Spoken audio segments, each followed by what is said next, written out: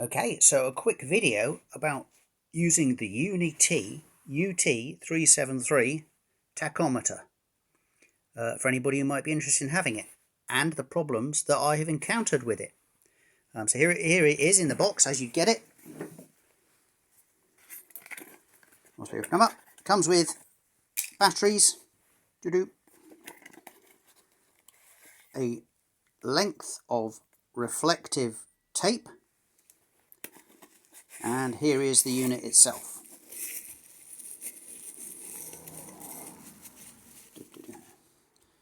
Okay, so there she is, Unit T373. I wouldn't be at all surprised if you didn't in fact find the same box with different labels on it. Works very well, and it can be used as a counter or a tachometer. However, I have found using it a problem. When you use it, and you have to use it in a tight space, what you do is you get yourself a little reflective doodah, and when using it for measuring engine speed, you put a little reflective dot on the end of the cam. That's not right, not cam, crankshaft. Yeah, and then you have to hold it in nice and close like this and focus the laser on the rotating dot. Now that's all very well. You have to get in real close with it, but the problem I encountered is this thing, the big old alternator, which obviously generates an absolutely massive electromagnetic field, and that seemed to cause an awful lot of interference with the unit. So the problems I got were, it would run okay for a few minutes, it would turn off, or it would freeze while still showing a signal,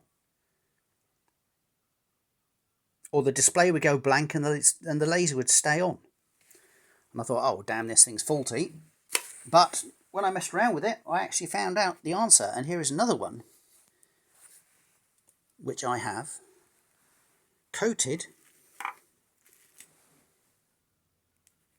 in this case in aluminium foil. Now that seemed to give it enough shielding to actually overcome most of these problems. So there you go. So now you can just turn it on.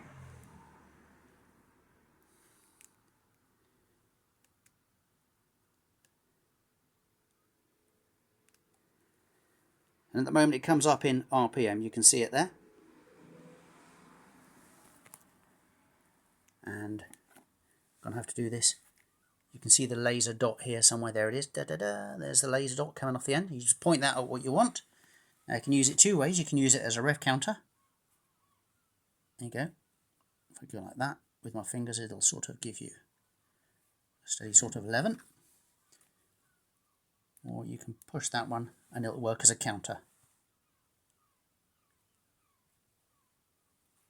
Obviously my fingers aren't reflective enough for it to work properly, but if you have a dot on there, or in fact you use it a bit more carefully, there we go. Actually get enough of a reflection off my fingers for the counters. Push it again, goes back to RPM.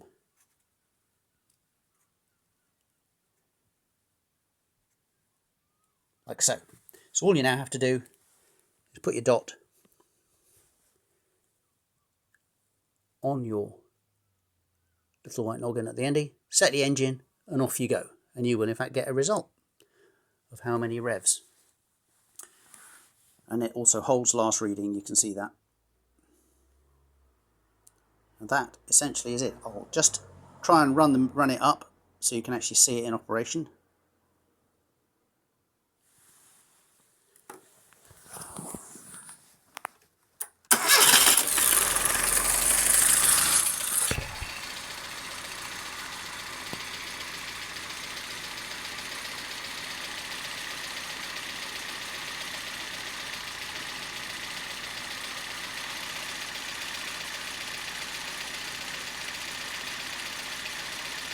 And there we go, 900 RPM. Lovely bubbly. Hope that helps.